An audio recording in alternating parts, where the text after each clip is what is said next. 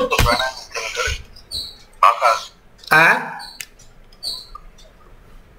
ನಾಡಿ ಶುದ್ಧ ಪ್ರಾಣಾಯಾಮ ಇದೆಯಲ್ಲ ಮುಂದೆ ಅದು ಮಾಡ್ಬೇಕಾದ್ರೆ ಬ್ಲಾಕ್ ಆದಂಗ ಆಯ್ತು. ಒಳ್ಳೆ ಪ್ರಶ್ನೆ ಕೇಳಿದ್ರೆ, ಯಾವುದೇ ಪ್ರಾಣಾಯಾಮ ಅಥವಾ ಒಳ್ಳೆ ಪ್ರಶ್ನೆ, ನಮ್ಮ ಎರಡು ಮೂಗಿನ ಹೊಳ್ಳೆ ಕೊಟ್ಟಿದ್ದಾನೆ ಹೊರತು ದೇವರು ಎರಡು ಮೂಗಿನ ಹೊಳ್ಳಿನಲ್ಲಿ ಗಾಳಿ ಹೋಗಲ್ಲ. ಒಂದು ಮೂಗಿನ ಹೊಳ್ಳಿನಲ್ಲಿ ಮಾತ್ರ ಹೋಗೋದು, ಒಂದ ಎಡಗಡೆ ಅಥವಾ ಬಲಗಡೆ. Every 45 minutes or 1 hour once ಅದು ಶಿಫ್ಟ್ ಆಗುತ್ತೆ, ಬ್ರೆತ್ ಪ್ಯಾಟರ್ನ್ ಚೇಂಜ್ ಆಗುತ್ತೆ. ಇದು ಆಟೋಮೆಟಿಕ್ ಪ್ರಾಸೆಸ್ಸು. ನೋಡಿ, ತಿರುಗಿ ಕೇಳಿದ್ರೆ ದೊಡ್ಡ ಸಬ್ಜೆಕ್ಟ್ ಇದು. ಸ್ವರಯೋಗ ಅಂತ ಒಂದು ಯೋಗ ಅದರಲ್ಲಿ ಬರುತ್ತೆ. ಇದೆಲ್ಲ ತುಂಬ ಡೀಟೇಲ್ ಆಗಿ ಹೇಳಬಲ್ಲೆ. ನಿಮ್ಮ ಬೆನ್ನುಹುರಿ ಎಡಭಾಗದಲ್ಲಿ ಒಂದು ನರ, ಬಲಭಾಗದಲ್ಲಿ ಒಂದು ನರ, ಮಧ್ಯದಲ್ಲಿ ಒಂದು ನರ. ಅದು ನರ ಅಲ್ಲ, ಅದು ತೂತ. ಮೂಳೆ ಒಳಗಡೆ ಒಂದು ತೂತು, ಸಣ್ಣ ತೂತು, ಕೂದಲು ಕೂಡ ಒಳಗೆ ನುಗ್ಗಲ್ಲ ಆ ತೂತು. ಅದನ್ನ ಸುಷುಮ್ನ ನಾಡಿ ಅಂತಾರೆ.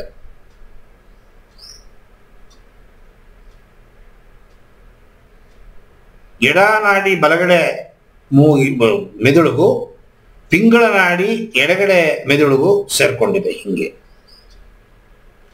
ಹಿಂಗೆ ಬರೋ ನರ ಹಿಂಗೆ ಸೇರ್ಕೊಂಡಿದೆ ಮೇಲೆ, ಬಲಗಡೆ ಎಡಗಡೆ, ಎಡಗಡೆ ಬಲಗಡೆ. ಈ ಸುಷುಮ್ನ ನಾಡಿ ಮಾತ್ರ ಇಲ್ಲಿ ಒಂದು ಸೇರಿದೆ. ಹಣೆ ಬುಟ್ಟಿಟ್ಟಿದ್ದೀವಿ ನೋಡಿ, ಆ ಒಳಗಡೆ ಇಲ್ಲಿಂದ ಒಂದು ಮೊಳೆ ಹೊಡೆದು ಇಲ್ಲಿಂದ ಒಂದು ಮೊಳೆ ಹೊಡೆದ್ರೆ ಮಧ್ಯ ಒಂದು ಜಾಗ ಟಚ್ ಆಗುತ್ತೆ. ಆ ಜಾಯಿನ್ ಆಗೋ ಜಾಗದಲ್ಲಿ ಪೀನಿಯಲ್ ಗ್ರಂಥಿ ಇದೆ.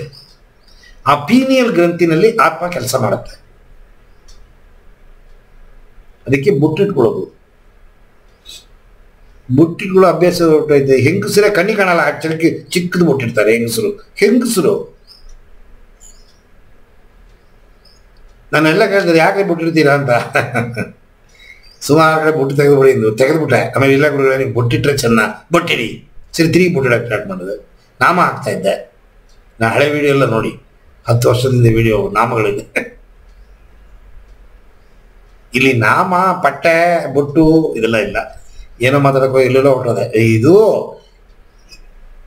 ತಲೆ ಒಳಗಡೆ ಇರೋ ನಾಲೆಡ್ಜ್ ನಿಮಗೆ ತುರುಕಬೇಕು ಅಂದರೆ ಇದು ಅರ್ಧ ಗಂಟೆ 1 ಗಂಟೆ ಸಾಧ್ಯವಿಲ್ಲ. ಈಡ ಪಿಂಗಳ ಸುಷುಮ್ನ, ಈ ಸುಷುಮ್ನ ನಾಡಿಯನ್ನ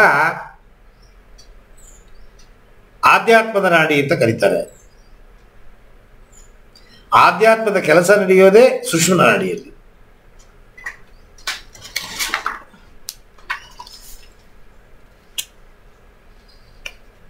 ಎಡಗಡೆ ಬಲಗಡೆ ಕರ್ರ ಗೆರೆ ಕಾಣುತ್ತೆ ನೋಡಿ.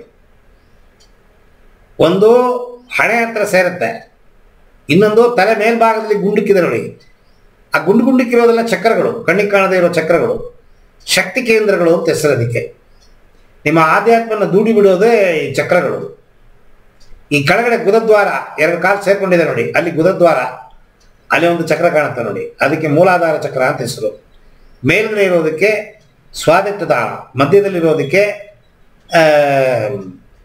ಜಠರಾಗ್ನಿ ಅಂತೀವಿ, ಸೋಲಾರ್ ಪ್ಲಕ್ಸಸ್ ಚಕ್ರ, ಮಣಿಪುರದ ಚಕ್ರ, ಎದೆ ಅನಾಹತ ಚಕ್ರ, ಗಂಟ್ಲು ವಿಶುದ್ಧಿ ಚಕ್ರ, ಹಣೆ ಆಗ್ನೇಯ ಚಕ್ರ, ಮೇಲ್ಗಡೆ ತಲೆ ಹೂವು ಕೊಂಡಕ ತರ ಕಾಣುತ್ತೆ ನೋಡಿ, ಸಹಸ್ರಾರ. ಈ ಎಡ ಪಿಂಗಳ ನಾಡಿ 45 minutes ಒನ್ಸ್ ಆಕ್ಟಿವೇಟ್ ಆಗುತ್ತೆ. ಈ ಸುಷುಮ್ನ ನಾಡಿ ಆ 45 minutes ಒನ್ಸ್ ಶಿಫ್ಟ್ ಹೋಗುವಾಗ 5 ನಿಮಿಷ ಆಕ್ಟಿವ್ ಆಗಿರುತ್ತೆ.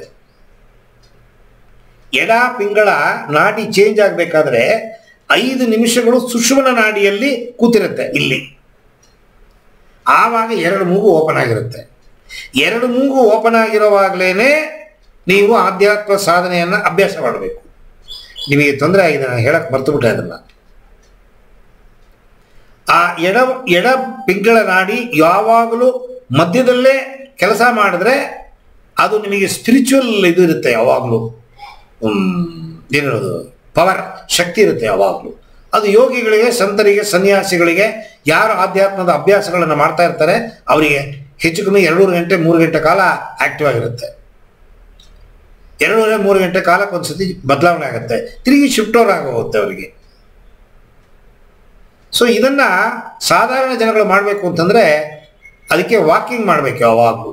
ನೀವು ಯಾವ ಸಾಧನೆಯನ್ನು ಮಾಡೋದ್ರ ಮೊದಲು ಒಂದು 2 ಕಿಲೋಮೀಟರ್ 3 ಕಿಲೋಮೀಟರ್ ವಾಕ್ ಮಾಡಿದ್ರೆ 2 ಮೂಗು ಓಪನ್ ಆಗೋಗುತ್ತೆ.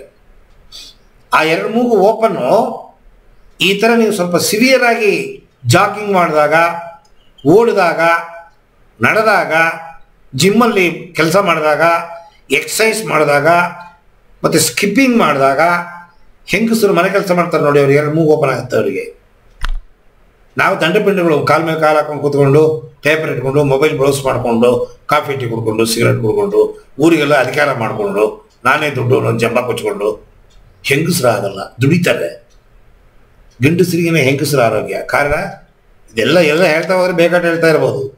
ಸೊ 2 ಮೂಗು ಓಪನ್ ಆಗಬೇಕು ಅಂದರೆ ಫಸ್ಟು ನೀವು ವ್ಯಾಯಾಮ ಮಾಡಬೇಕು.